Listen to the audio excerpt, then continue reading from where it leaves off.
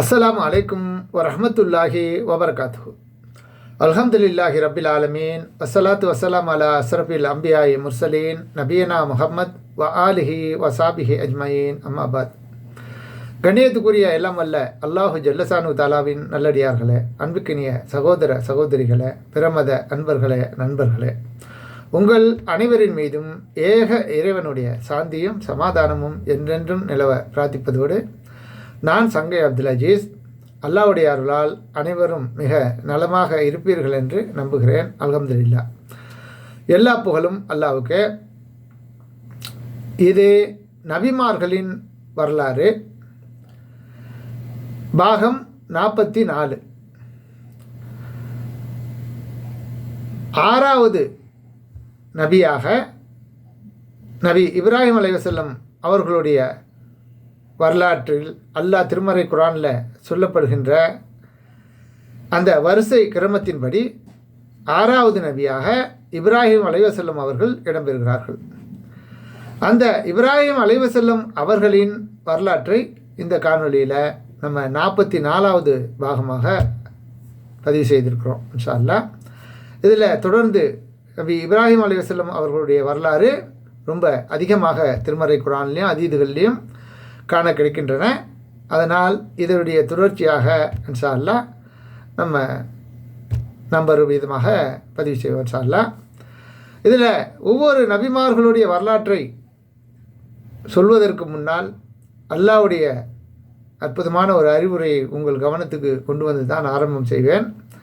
அந்த அடிப்படையில் இந்த காணொலியில் கதுக்கான ஃபி கசசிஹும் லிபரத்தில் உலில் அல்பாப், நபிமார்களின் வரலாறுகளில் உங்களுக்கு பாடம் இருக்கிறது, படிப்பினைகள் இருக்கிறது என்று அல்லாஹ் ரப்பல் ஆலமீன் சொல்லி காட்டுகிறான். எனவே முஸ்லீம்களாக வாழ நினைக்கும், மறுமையிலே வெற்றி பெற நினைக்கும் ஒவ்வொருவருக்கும் இந்த நபிமார்களுடைய வரலாறிலே ஏராளமான பாடங்களும் படிப்பினைகளும் நிறைந்து இருக்கின்றன. எனவே இதை புறந்தள்ளாமல், உதாசீனப்படுத்தாமல், கிடைக்கக்கூடிய நேரங்களில் ஒவ்வொரு நபிமார்களுடைய வரலாறையும் தெளிவாக கேட்டு புரிந்து கொண்டு இயன்ற வரை அது போன்ற ஒரு வாழ்க்கையை நாமும் வாழ்வதற்கு முயற்சி செய்ய வேண்டும். சரி, இப்போ நம்ம வரலாற்றுக்குள்ளே தொடருவோம் இன்ஷா அல்லாஹ். அதாவது இப்ராஹிம் அலைஹிஸ்ஸலாம் அவர்களை முந்தைய வேதக்காரர்கள் அனைவருமே ரொம்ப உயர்ந்த இடத்தில் வைத்து பார்க்கக்கூடியவர்கள், நல்ல அவர்களிடமும் நல்ல மரியாதை மிக்கவர்களாகவும் திகழ்ந்தார்கள். ஒரு சில நபிமார்களில் இப்ராஹிம் அலைஹிஸ்ஸலாம் அவர்களும் ஒருவர். அந்த அடிப்படையில் அனைவரும் மதிக்கக்கூடிய ஒரு சிறந்த நபி தான் இப்ராஹிம் அலைஹிஸ்ஸலாம் அவர்கள். முதலாவதாக இப்ராஹிம் நபி அவர்கள் நபிதானா என்பதற்குரிய ஆதாரத்தை பார்ப்போம். 19வது அத்தியாயம் 41வது வசனத்தில் அல்லாஹ் கூறுகிறான், இவ்வேதத்தில் இப்ராஹிமை பற்றியும் நினைவூட்டுவீராக, அவர் மிக்க உண்மையாளராகவும் நபியாகவும் இருந்தார். அப்போ இந்த வசனம், அதாவது 19:41 அவர் நபிதான் என்பதை அல்லாஹ் உங்களுக்கு தெளிவுபடுத்தி விட்டார். அடுத்து அந்த நபிமார்களுடைய வரலாறு, அதாவது இப்ராஹிம் அலைஹிஸ்ஸலாம் அவர்களுக்கு வரலாறு குறிப்பிட்ட ஏராளமான தப்சீர்களில் என்ன பண்ணியிருக்காங்கன்னு கேட்டால், அவங்களுடைய, அதாவது திருமறை குர்ஆனில் அல்லாஹ் இப்ராஹிம் அலைஹிஸ்ஸலாம் அவர்களுடைய தந்தை பேரை சொல்கிறான். என்ன, தாய் யார், மற்ற அந்த பேரும் இல்லை. ஆக தந்தை பேரை பற்றி அல்லாஹ் சொல்கிறான். என்ன, ஹாசர் என்று சொல்கிறான். இது கால இப்ராஹிம் அபி ஹாசர அப்படின்னு சொல்லி திருமறை குர்ஆனில் அல்லாஹ் ஹாசர் என்று அவங்களுடைய பெயரை குறிப்பிட்டு சொல்கிறான். ஆனால் இந்த வரலாறு எழுத முற்பட்ட அந்த வரலாற்றுகளை தப்சீர் என்று எழுத வந்தவர்களும் சரி, அவர்களுக்கு முதல்ல அவங்களுடைய தகப்பனார் பெயர் தசாரிக், அதுக்கப்புறம் நாகூர், இப்படியே போகிறாங்க. நூஹ் அலைஹிஸ்ஸலாம் வரலையும் சரியா, அவங்க தலைமுறையாம். அப்படி இது யார் சொன்னால் அப்படி எப்படி? இதுக்கு ஏன் இந்த மாதிரி அல்லாஹ் மேலே பயம் இல்லாமல் ஒவ்வொரு நபிமார்கள் பேர்லேயும் எவ்வளோ கட்டுக்கதைகளை பொய்யை அல்லாஹ் சொன்னதுக்கு மாற்றமாக சொல்கிறதாக அதுக்கு எவ்வளவு தைரியம் வேணும்? அறிஞர்கள் யார் என்பதை தெள்ள தெளிவாக புரிஞ்சு வச்சுக்கோங்க. சரியா? கண்பூடித்தனமாக ஒரு கோலத்தை பார்த்து விட்டு அப்படியே மயங்கக்கூடிய தன்மையை மாற்றிக்கொள்ளுங்கள். என்ன விஷயம் இல்லை. அவங்களுக்கு என்ன, அவங்க எழுதக்கூடிய அந்த பக்கங்கள் நிறையணும், புத்தகங்கள் பெருசாக வரணும், வருமானம் வரணும், இதான் அவங்களுடைய நோக்கம். அந்த நோக்கத்தை அல்லாஹ் அறிஞ்சவன். எனிவே அப்போ அல்லாஹ் ஹாசர் என்று திருமறை குரானில் பெயர் சொல்லியிருக்கான். இப்ராஹிம் அலைஹிஸ்ஸலாம் அவர்களுடைய தந்தை பெயரை அதுக்கு மாற்றமாக எழுதுவதாக இருந்தால் அதுக்கு எவ்வளோ துணிச்சல் வேணும் என்பதை உங்கள் சிந்தனைக்கு விட்டுறேன்.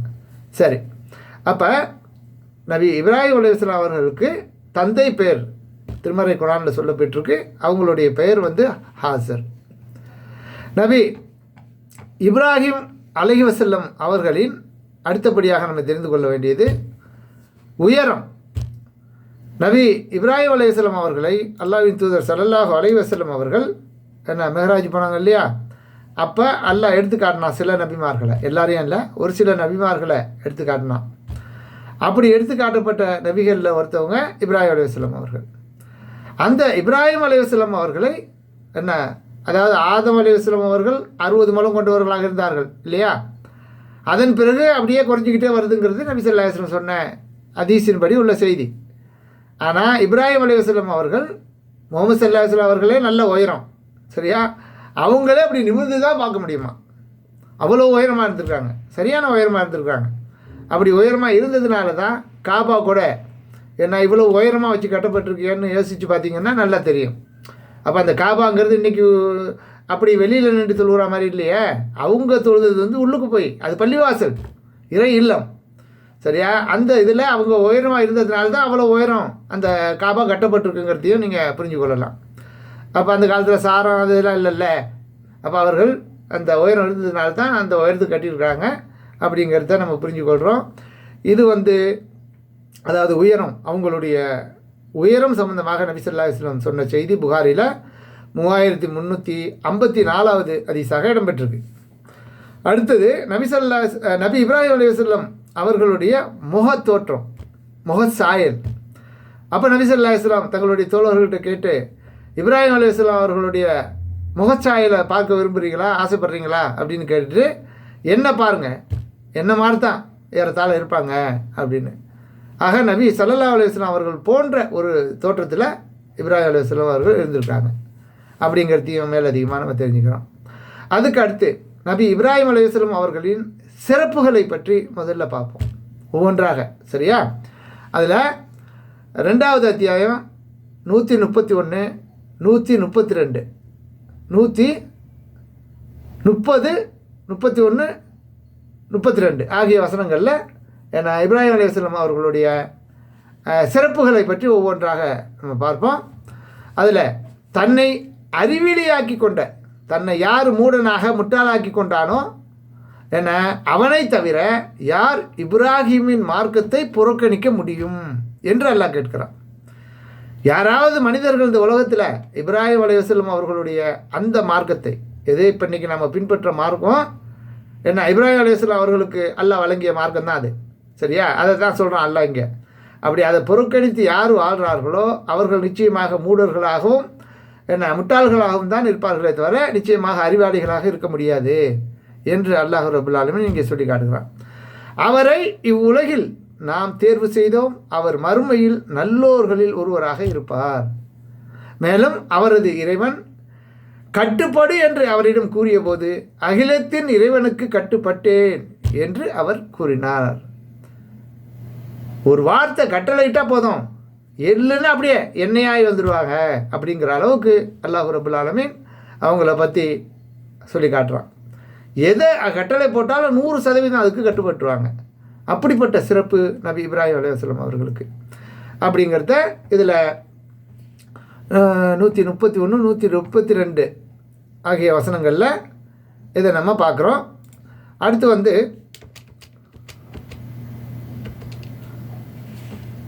நபி இப்ராஹிம் அலைஹிஸ்ஸலாம் அவர்களின் வலிமையும் அவர்களுடைய தெளிவான சிந்தனையும் பற்றி அல்லாஹ் திருமறை குர்ஆனில் சொல்லி காட்டுவான். நமக்கு ரொம்ப வலிமை மிக்கவர்களாக இருந்திருக்காங்க, நல்ல நுண்ணறிவோடு சிந்திக்கக்கூடியவர்களாக, இல்லை மிகப்பெரிய அறிவாளியாக இருந்திருக்கிறாங்க. சரியா? அது அவங்களுடைய வரலாற்றை நம்ம தொடரும் போது நீங்களே புரிஞ்சுக்குவீங்க அவங்க எப்படிப்பட்ட வார்த்தைகள் அவங்க பேசினது அப்படிங்கிறத. இப்போ இதில் அவர்களின் வலிமையும் சிந்தனையும் பற்றி 38வது அத்தியாயம் 45, 46, 47, 48 ஆகிய வசனங்களில் தொடர்ச்சியாக எல்லாம் சொல்லி காட்டுகிறான். வலிமையும் சிந்தனையும் உடைய இப்ராஹிம், இஸ்ஹாக் ஆகிய நமது அடியார்களை நினைவூட்டுவீராக. ஏன்னா இப்ராஹிம் அலைஹிஸ்ஸலாம் அவர்களுடைய மகன் இஸ்ஹாக்கு 2 பேரும் அவ்வளவு வலிமை மிக்கவர்களாகவும் இது நல்ல கூறிய சிந்தனை உடையவர்களாக இருந்திருக்காங்க. மறு உலகை நினைப்பதற்காக அவர்களை சிறப்பாக நாம் தேர்வு செய்தோம். அவர்களில் நம்மிடத்தில் தேர்ந்தெடுக்கப்பட்ட சிறந்தவர்கள் என்ன இஸ்மாயில், அல்யஸ, துல்ஹிபுல் ஆகியோரையும் நினைவூட்டுவதாக. அனைவரும் மிக சிறந்தவராக இருந்தனர் என்று அல்லாஹ் ரப்பல் ஆலமீன் இந்த 4-5 வசனங்களில் அல்லாஹ் குறிப்பிடுகிறார். மேலும் இப்ராஹிம் குடும்பத்தாரிய அவர்களுக்கு ஏற்பட்ட நன்மைகள் ரொம்ப சிறப்புக்குரிய இடத்துல அவங்களுடைய குடும்பத்தார்களை எல்லாம் மிக உயர்ந்த இடத்துல தூக்கி வச்சுருந்தான். அதை பற்றிய செய்தியை 69வது அத்தியாயம்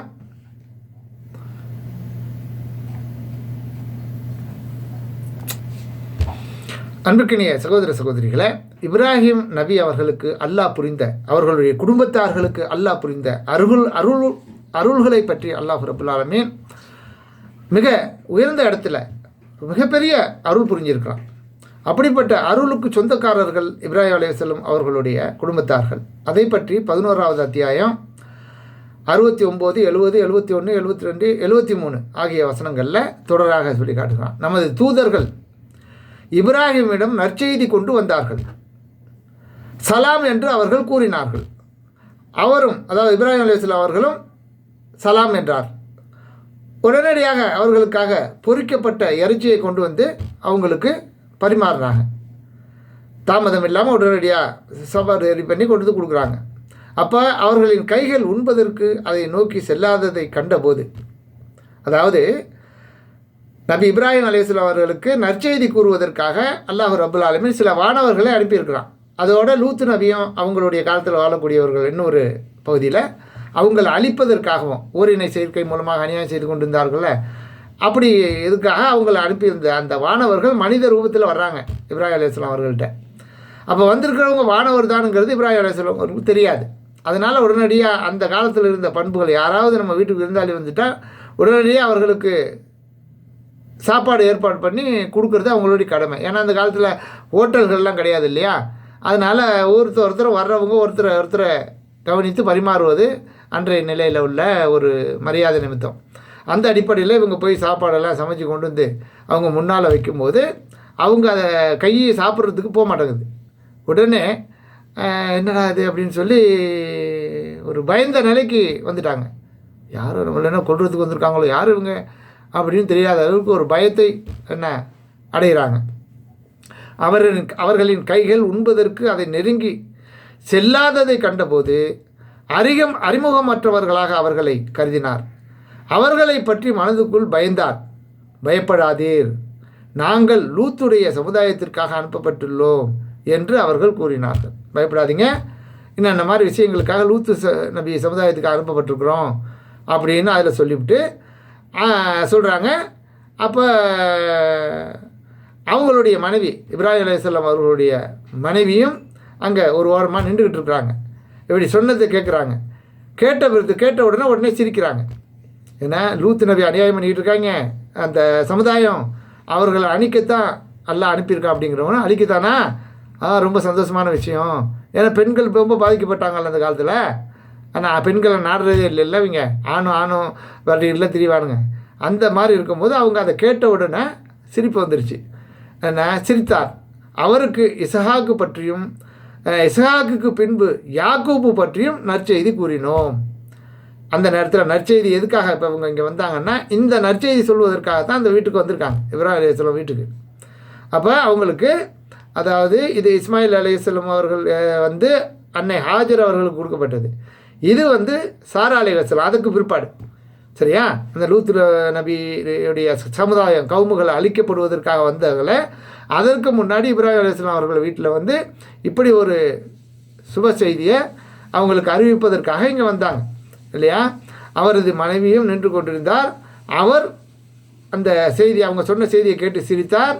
அதன் பிறகு அவருக்கு, இப்ராஹிம் அலைஹிஸ்ஸலாம் அவர்களுக்கு, அவங்க மனைவிக்கும் இஸ்ஹாக்கு பற்றியும் யாக்கூப், அதுக்கு பிற்பாடு யாக்கூப், பின் யாக்கூபு பற்றியும் நற்செய்தி கூறினோம் அப்படிங்கிறது சொல்கிறாங்க. இதை கேட்ட உடனே அவங்களுக்கு இதில் வந்து ஒரு தெளிவான ஒரு விஷயம் இருக்குது. இப்போ சில பேர் அந்த முந்தைய வேதக்காரர்கள் சொல்லுவாங்க, அது இஸ்மாயில் இல்லை, யாக்கூபு தான், இஸ்ஹாக்கு தான் அப்படிம்பாங்க. அறுக்க போனது இஸ்ஹாக்கு தான். சரியா? அப்படி இல்லை. அதுக்கு இல்லைங்கிறதுக்கு இந்த குரானை சிந்திச்சிங்கன்னா இந்த வசனம் விளங்கும். ஏன்னா அவங்களுக்கு பிற்பாடு, அதாவது இஸ்ஹாக்கு பற்றியும் அவங்களுக்கு பிற்பாடு யாக்கூபு பற்றியும் அப்படின்னா, அப்போ இஸ்ஹாக்கு உயிரோடு நிலைச்சி இருப்பாங்கன்னு அர்த்தம். அவங்களுக்கு எந்த ஒரு ஆபத்தும் வராது, சாக மாட்டாங்கன்னு அர்த்தம் இருக்கும்போது அவங்கள போய் அறுத்து பலியிடுன்னு சொன்னால் யாரும் அறுக்க மாட்டா? எல்லோரும் தான் போவாங்களா? அதில் என்ன பெரிய தியாகமா? அது அல்லாஹ் சொல்லிட்டா இல்லையா? இஸ்ஹாக்கு இருப்பார், அவருக்கு பின்னாடி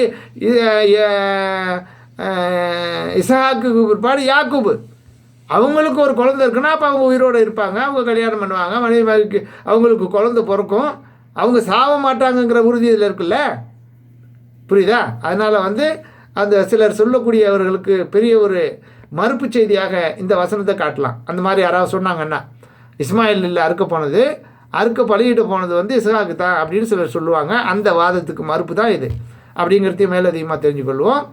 ஏன்னா அப்போ அல்லாஹ் தஆலா, அதாவது இஸ்ஹாக்குங்கிறவங்க அவங்களுடைய நபி இப்ராஹிம் அலைஹிஸ்ஸலாம் அவர்களுடைய மகன், அதை பற்றிய அறிவிப்பும் செய்கிறாங்க. அவங்களுக்கு யார்? இஸ்ஹாக்கு அவங்களுடைய மகன் என்ன? யாக்கூப். ஓகேயா? அப்போ யாக்கூபுங்கிறவர் வந்து நபி இப்ராஹிம் அலைஹிஸ்ஸலாம் அவர்களுக்கு பேரன். ஓகே, அவங்களுடைய யாக்கூபுடைய பையன் தான் யூசுப். இப்படி அவங்களுடைய சந்ததிகள் எல்லாமே என்ன நபிமார்களாக அனுப்பப்பட்டவங்க. அதனால தான் அவங்க குடும்பத்தார்களையும் என்ன பண்ணுறோம், அல்லாஹ் பெரிய அருள் பண்ணியிருக்கான் அப்படிங்கிறத இதில் விளங்கிக்கிறோம். அதுக்கடுத்து அவரது மனைவியும் நின்று கொண்டிருந்தார், அவர் சிரித்தார். அவருக்கு இஸ்ஹாக்கு பற்றியும் யாக்கூபுக்கு பின், அதாவது இஸ்ஹாக்குக்கு பின் யாக்கூபு பற்றியும் நற்செய்தி கூறினோம். இது என்ன அதிசயம்?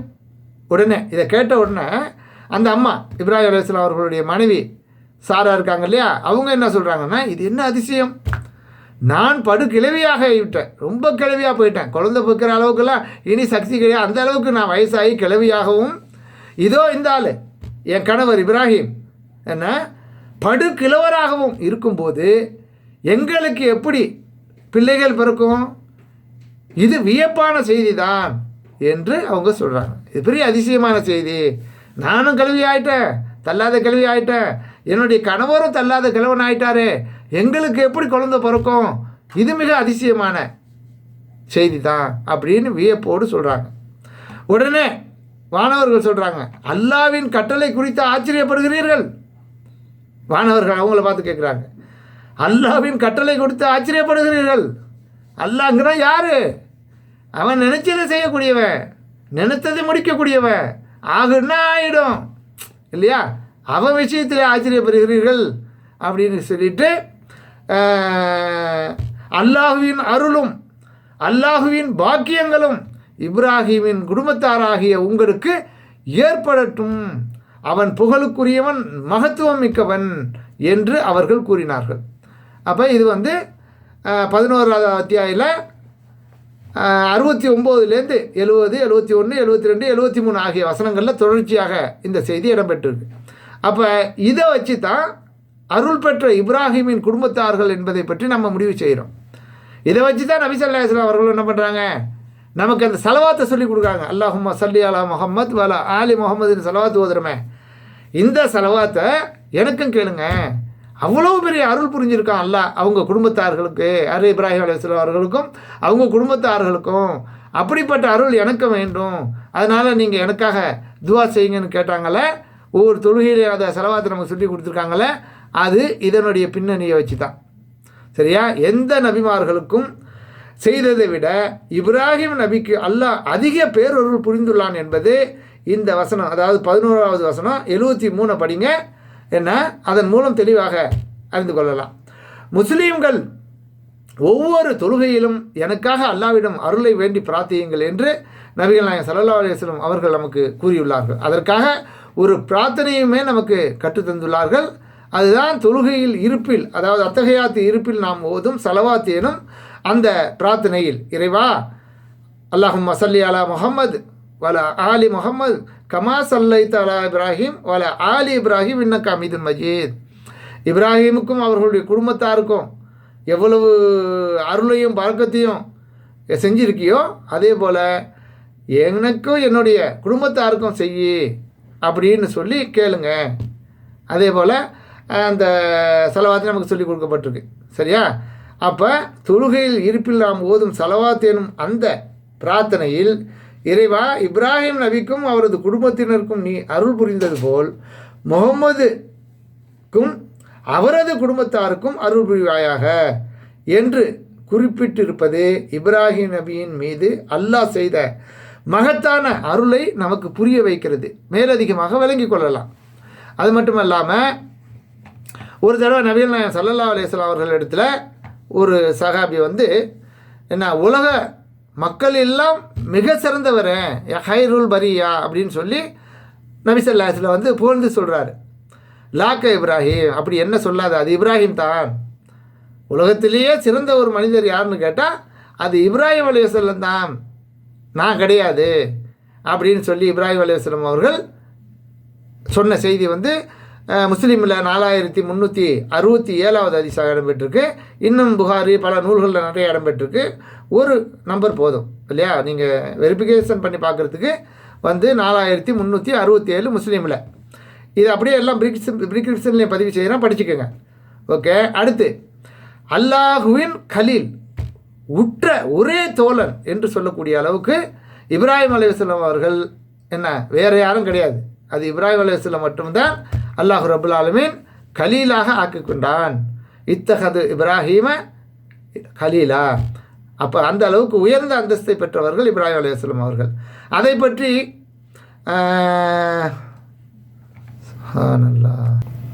அன்புக்குரிய சகோதர சகோதரிகளை, மேலும் அல்லாஹுவின் கலீல், உற்ற தோழன் என்று அல்லாஹ் ரப்புல் ஆலமீன் 4வது அத்தியாயம் 125வது வசனத்தில் தன் முகத்தை அல்லாஹ்வுக்கு பணியச் செய்து நல்லறம் செய்து உண்மை வழியில் நின்ற இப்ராஹிமின் மார்க்கத்தை பின்பற்றி நடந்தவரை விட அழகிய மார்க்கத்துக்குரியவர் யார்?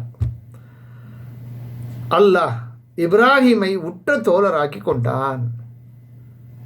மில்லத்த இப்ராஹீம கலீலா என்று சொல்லக்கூடிய அளவுக்கு அல்லாஹு ரப்புல் ஆலமீன் நமக்கு இப்ராஹிம் அலைஹிஸ்ஸலாம் அவர்கள் அல்லாஹ்வுடைய உற்ற தோழர் என்ற அளவுக்கு உயர்ந்த அந்தஸ்தை பெற்றிருக்கார்கள் என்பதை 4:125 பார்க்குறோம். அடுத்தது, அந்த மில்லத்தை இப்ராஹிம் அலைஹிஸ்ஸலாம் அவர்களுடைய மார்க்கத்தை தான் நாம் அனைவரும் யுக முடிவு நாள் வரையிலையும் பின்பற்றுகிறோம் என்பதையும் அல்லாஹ் திருமறை குர்ஆனில் நமக்கு சொல்லி காட்டுகிறான். எப்படி சொல்லி காட்டுகிறான்? 3வது அத்தியாயம் 95வது வசனத்தில் அல்லாஹ் உண்மையையே கூறினான். என்ன உண்மை? எனவே இப்ராஹிமின் மார்க்கத்தை பின்பற்றுங்கள், அவர் உண்மை வழியில் நின்றார், இணை கற்பித்தவராக அவர் இருந்ததில்லை என்றும் கூறுவீராக. அடுத்து 4வது அத்தியாயத்தில் 125வது வசனத்தில் தன் முகத்தை அல்லாஹ்வுக்கு பணியச் செய்து நல்லறம் செய்து உண்மை வழியில் நின்ற இப்ராஹிமின் மார்க்கத்தை பின்பற்றி நடந்தவரை விட அழகிய மார்க்கத்துக்குரியவர் யார்? அல்லாஹ் இப்ராஹிமை உற்ற தோழராக்கி கொண்டான் என்று அல்லாஹ் ரப்புல் ஆலமீன் சொல்லி காட்டுகிறான். மேலும் 16வது அத்தியாயத்தில் 123வது வசனத்தில் முகமதே, உண்மை வழியில் நின்ற இப்ராஹிமின் மார்க்கத்தை பின்பற்றுவீராக. அல்லாஹ் ரப்புல் ஆலமீன் வழங்கிய இந்த இஸ்லாமிய தூய்மையான புனித மார்க்கம் இப்ராஹிம் அலைஹிஸ்ஸலாம் அவர்களுடைய மார்க்கம்தான். அந்த இப்ராஹிம் அலைஹிஸ்ஸலாம் மார்க்கத்தை நீங்கள் பின்பற்றுவீராக என்று உமக்கு தூது செய்தி அறிவித்தோம். அவர் இணை கற்பித்தவராக இருக்கவில்லை, முழுக்க முழுக்க அல்லாஹ்வுக்கு அடிப்பணிந்த அல்லாஹ்வின் அடிமையாகத்தான் இருந்தார் என்பதை அல்லாஹ் ரப்புல் ஆலமீன் இந்த 16:123 சொல்லி காட்டுகிறான். இறுதியாக, அதாவது இந்த காணொலியில் முடிச்சுக்கொள்வோம். அதாவது மறுமையில் முதல் மரியாதை யாருக்கென்றால் அதுவும் நபி இப்ராஹிம் அலைஹிஸ்ஸலாம் அவர்களுக்கு தான். அந்த அளவுக்கு அல்லாஹ் அவருக்கும் அவருடைய குடும்பத்தாருக்கும் அல்லாஹ் பேரருள் புரிந்திருக்கிறான் என்பதை நம்ம நினைவில் நிறுத்தி கொள்ள வேண்டும். இதே போன்ற அல்லாஹ்வுக்கு 100% அடிபணிந்த அடியாராக இருந்தால் நமக்கும் அது போன்ற அருள்கள் கிடைக்கும் என்பதில் மாற்று கருத்து இல்லை. சரியா? அதுக்கு தான் இந்த பாடமும் படிப்பினையும். 100 அதாவது அவருக்கு எத்தனையோ சோதனைகளை கட்டளைகளை அல்லாஹ் இட்டான். அனைத்திலும் ஹத்துமகன்ன 100% அவர் வெற்றி பெற்றார். சரியா? என்ன சோதனை நமக்கு வந்தாலும் தளர்ந்து விடக்கூடாது, புறங்காட்டி ஓடிடக்கூடாது. நின்று நிலைச்சு அல்லாஹ் கொடுத்த அந்த சத்தியத்தில் நிலைத்து நின்றால் நிச்சயமாக இப்ராஹிம் அலைஹிஸ்ஸலாமும் அவர்களுடைய குடும்பத்தார்களும் பெற்ற அந்த பேரருள் நமக்கும் கிடைக்கும் என்ற எதிர்பார்ப்பில் நம்முடைய வாழ்க்கையை அமைத்து கொள்ள வேண்டும். அதுபோன்ற பாடங்கள் தான் படிப்பினை தான் நபிமார்களுடைய வரலாற்றில் ஏராளமாக நமக்கு இருக்குது.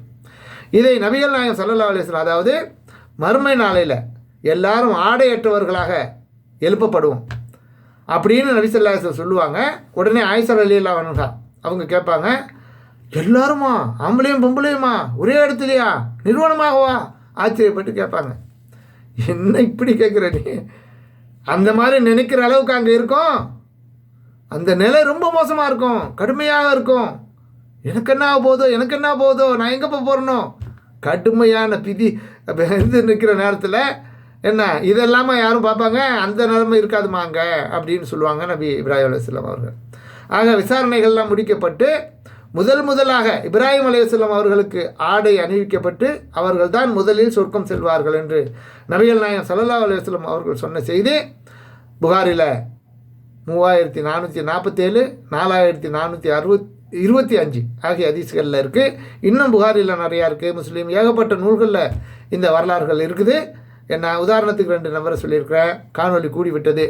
எனவே நபிமார்களுடைய வரலாற்றை தெளிவாக புரிந்து கொண்டு அதனுடைய பாடங்களையும் படிப்பினைகளையும் நாம் பெற்றுக்கொண்டவர்களாக இருக்க வேண்டும் என்ற அன்போடு உங்கள் முன் வைக்கிறேன். தெளிவாக கேட்டு புரிந்து அதன்படி நடக்க முயற்சி பண்ணுங்கள் இன்ஷா அல்லாஹ். நன்றி. தேங்க்ஸ் ஃபார் வாட்சிங். ஜஸாக்கல்லாஹ் ஹைரா.